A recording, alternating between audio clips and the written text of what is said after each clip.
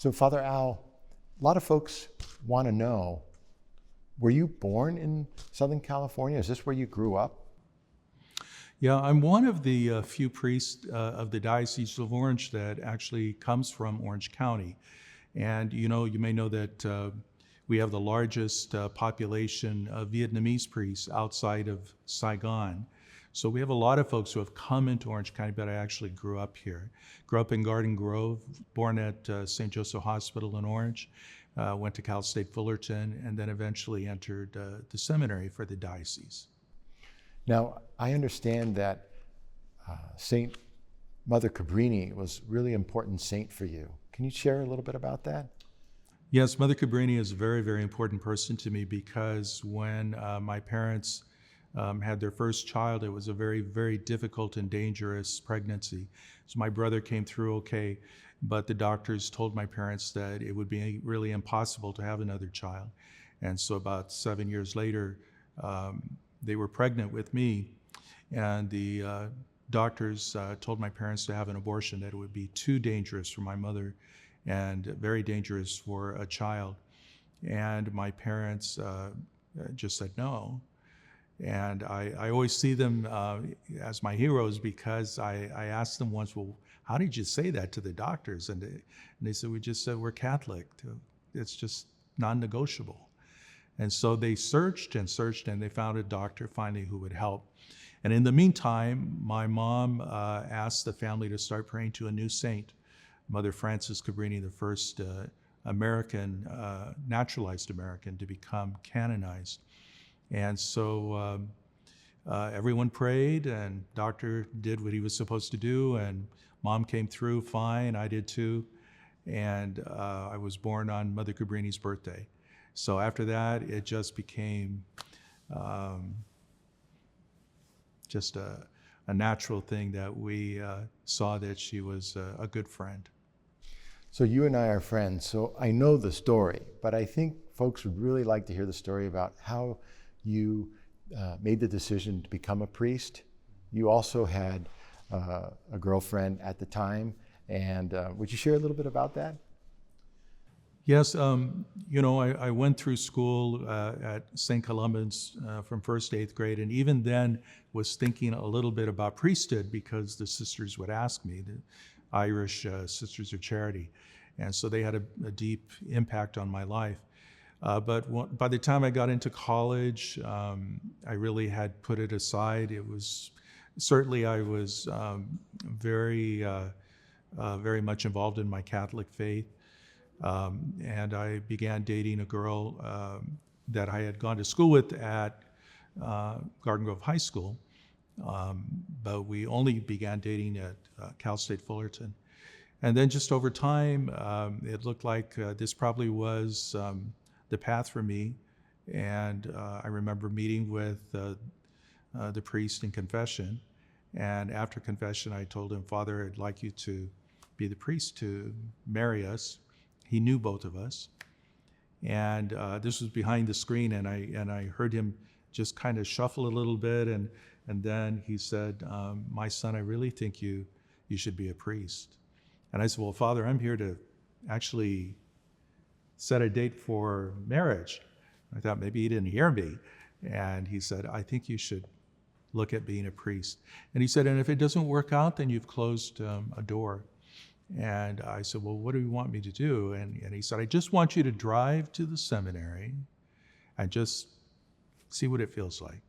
And the seminary was in Los Angeles, in Camarillo. So I agreed. I thought, in my head, I can remember thinking, I'm just going to go, I'm going to drive in, I'm going to go around, I'm going to drive out, and I'm going to come home. And because I really, I don't think was feeling the strength of that kind of a call at that time. But when I drove up there, it's a beautiful campus. And when I arrived, nobody was there. All the doors were open and nobody was there on campus. And so I just walked in freely, walked everywhere, walked into the chapel, which was just magnificent. And all of a sudden, all those kind of feelings began to stir up. And I remember driving home thinking, oh boy, this is not good. And so I just gave it time, and over time felt like I needed to try this and see if this is really what God was calling me to.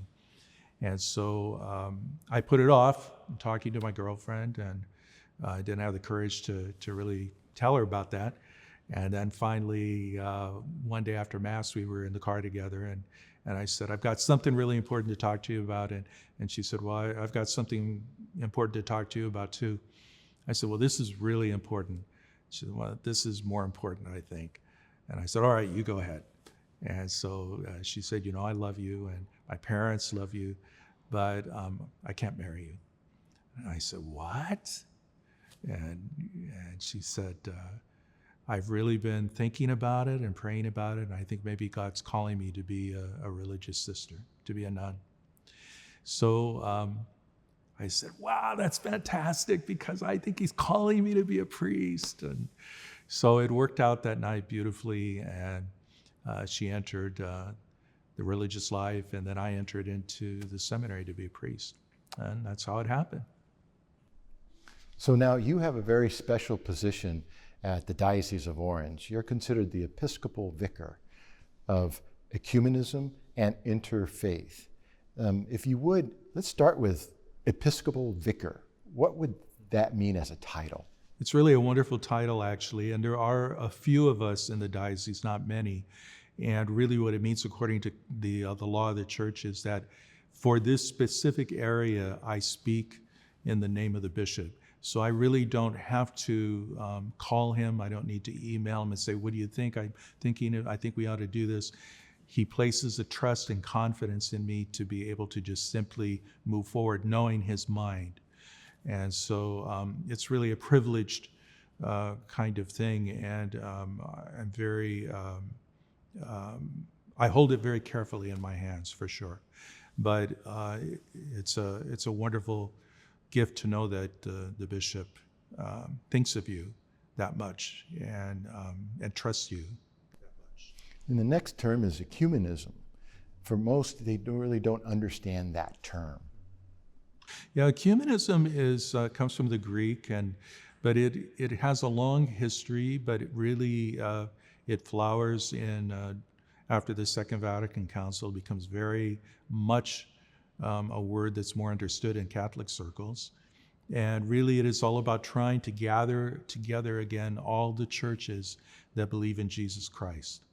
And so there was a time when we were all one church, and the Catholic Church believes that it can happen again. If it happened once, and for a long time, over 1,000 years, we were one church, it can happen again.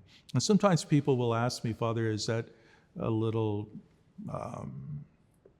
too much to hope for? And my answer is always, one day Jesus Christ will come back again, his second coming. And when he comes back, we have to be able to show him that we tried. And maybe there will be much more unity, and maybe there won't. I don't know what happens at the end of all things, but I know that we have to try. Then the next part is really interreligion or interfaith. Interreligion is very important too, and especially in Orange County, where we're a very diverse set of people. And so that is a population that is different from ecumenism. These are folks that don't believe in Jesus Christ as the Son of God or in the Trinity. And so this would be the Jewish community, the Buddhist community, Muslim community, Sikh, even the Mormons, LDS. And what we try to do here is to create all the opportunities for the common good, to build up Orange County, to build up the moral and ethical life of our people. Now, there are a few programs that are very unique to not just the US, but to the world. In fact, so much so that you report to the Vatican on. We have a dialogue with the LDS. We have a dialogue with the Jewish community and Jewish rabbis. Can you talk a little bit about these dialogues? Every diocese hopefully, I think, has a department like ours, Office for Ecumenism and Interfaith or Interreligion. And part of this is because we live in the United States, we are in a privileged place where when people come from other countries, they're able to let go of a lot of baggage that they can't let go of in the country of origin. And so it's easier to create a vision or unity. So for instance, when I was director in Washington, D.C. for ecumenism for the bishops of the United States, I was able to help the opportunity of the president of the LDS to visit the Holy Father for the first time ever in history. And I remember they called me and they said, is this really a good thing? And I said, absolutely. I said, because it's a group, a community of people that's growing, and so we need to know them and you need to know them. And they're making an impact in the United States also. And so it's important to know these communities and maybe create some bridges to them so that we're not opposed to each other, but we can, again, work for the common good. So anything that we do in dialogues, we usually send those to the Office for Ecumenism and Interreligion for Washington, D.C., or for the United States. And then that can be sent on to the Vatican. Now, you mentioned being executive director in Washington for the U.S. Conference of Bishops. That is actually a really big deal, Father, and you were selected for that. That was something I'm sure you didn't expect, but how did you feel when you got that call? Well, Bishop called me and he said, I want you to meet me at my house. I have something to talk to you about. And I thought, oh my gosh, it's serious if he wants me to meet at his house. Then I got another call, want you to meet in my chapel. And I thought, oh my gosh, what's happening? And so I went up to the chapel and knelt down in front of the tabernacle with him and prayed. And then we sat down and he said, well, something very good has happened. It's an honor for the diocese. You've been asked to be the new director for ecumenism and interreligion for the bishops of the United States. And I felt really honored, it's true, and especially because I love the work and I felt like I was being recognized for a certain approach that I had with folks, and somehow that had gotten, to that level. And Bishop asked me to pray about it, think about it, talk to my director, spiritual director, and then come back to him. And so I did. I spent a number of weeks actually, and then came back. And actually I told the bishop, I don't think I'm going to do this. Everything is looking at that I should stay home. And then he just simply said to me, Father, you're leaving. And I said, okay. So that's our promise of obedience clicked in. And so I left and went, and it was a wonderful experience. What was your hesitation? I had just been sent to St. Columban's in Garden Grove to be pastor. I'd been there 2 years, and I grew up at St. Columban's. And now I was sent back as a pastor, which was very uncommon to do that. Usually you're not sent back to where you grew up. And I loved it. And those 2 years that we were there, we had done so much. And my staff was great. The school was doing wonderful. It's a trilingual parish. I was working on my Vietnamese, and it was just all a blessing. And I just hesitated because I didn't really want to leave that. But as I say, part of our life is the bishop has always told us that we can express our thoughts and feelings about a decision. But then if he says, this is what I think God wants you to do, then we go. And I went. Yeah. So how long have you been in the Order of the Knights of Saint Lazarus? Well, a long time. I think going on to close to 10 years now. And that's been a wonderful experience. I've been involved in a number of other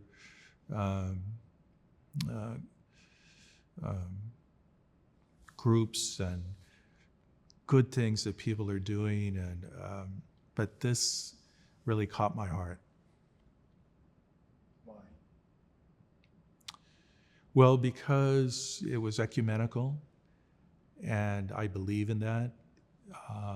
I love that the church is dedicated to healing what has passed and the problems that were created over the centuries. When I was in Rome studying, I did my dissertation on healing of memories, and that was John Paul's vision. And that was, his idea was that in the same way that when two people get into an argument or get into some kind of real problem, they can't just say, okay, we're okay.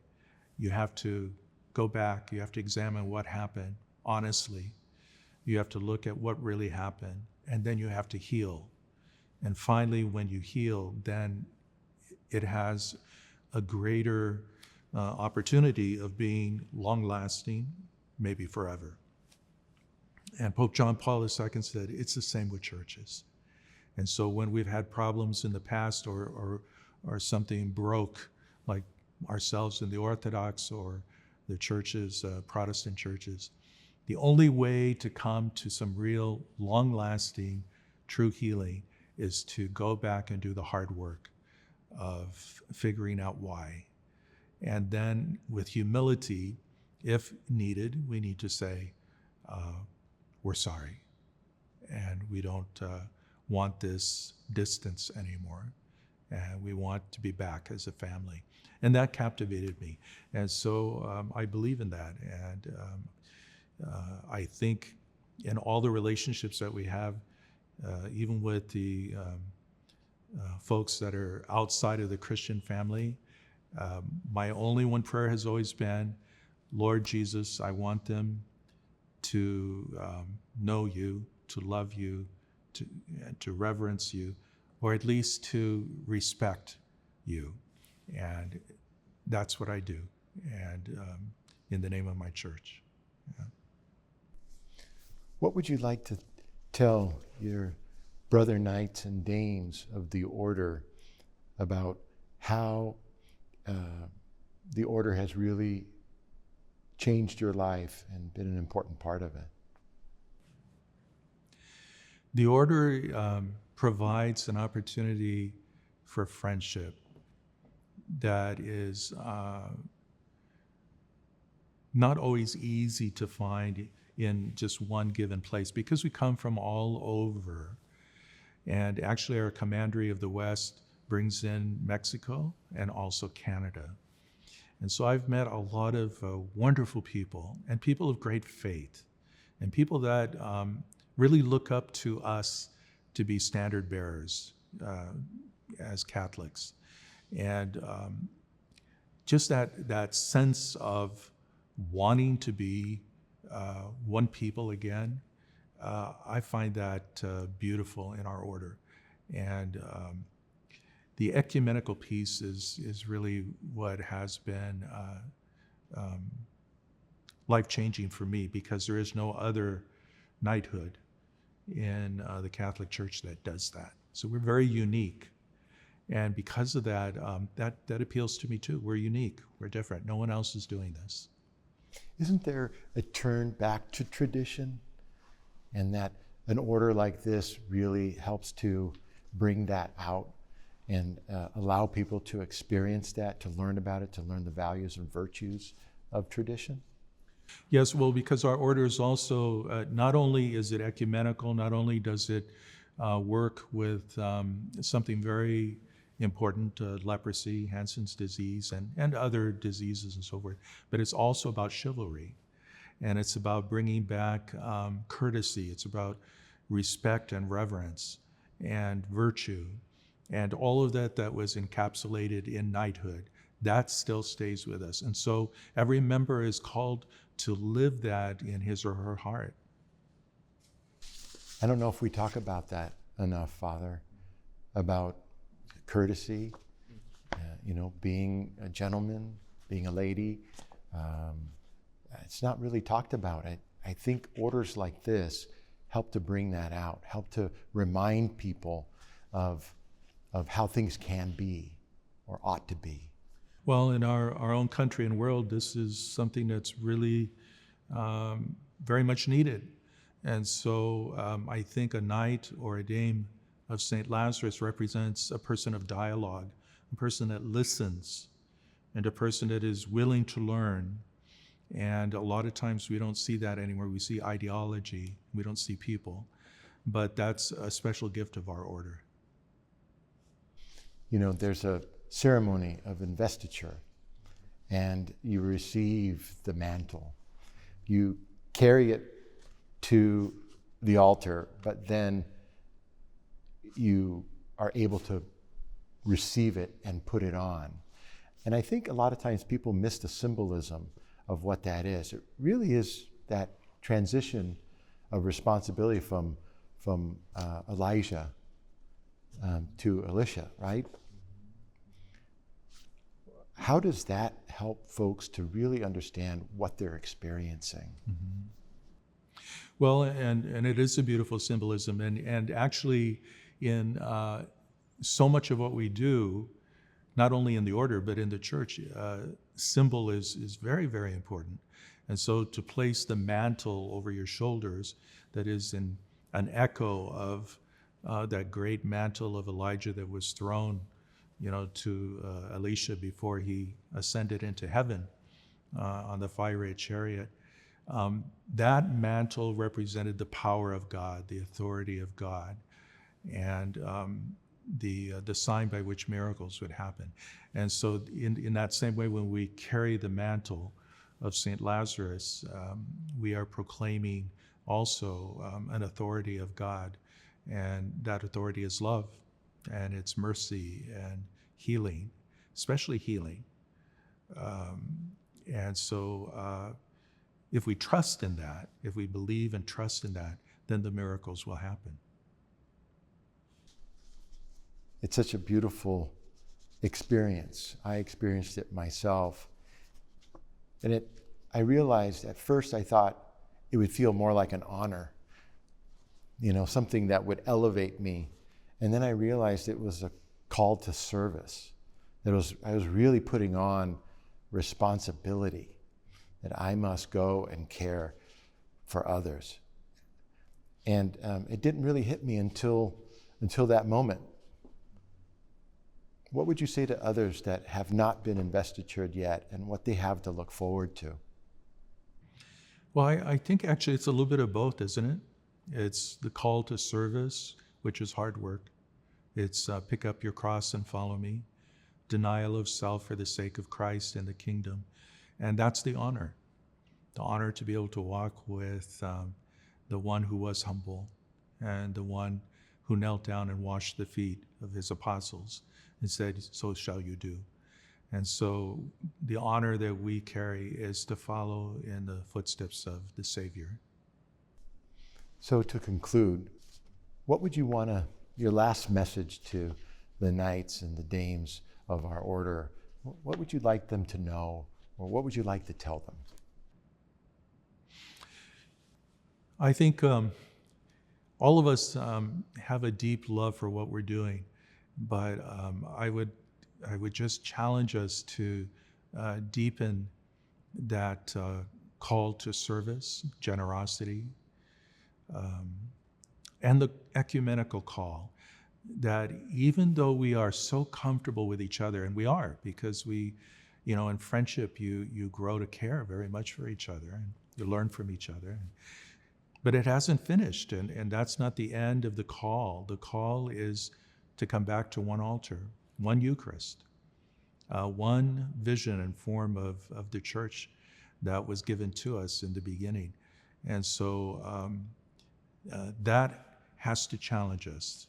And it is sometimes uncomfortable, but it is the call of Christ, and anything that we can do to to bring that closer to reality, I think is a blessing and a grace for us. But always with a gift, there has to be the responsibility and the burden that goes with it. And I don't want us to forget the burden. It's a good burden. Yeah. Thank you, Father. Thank you.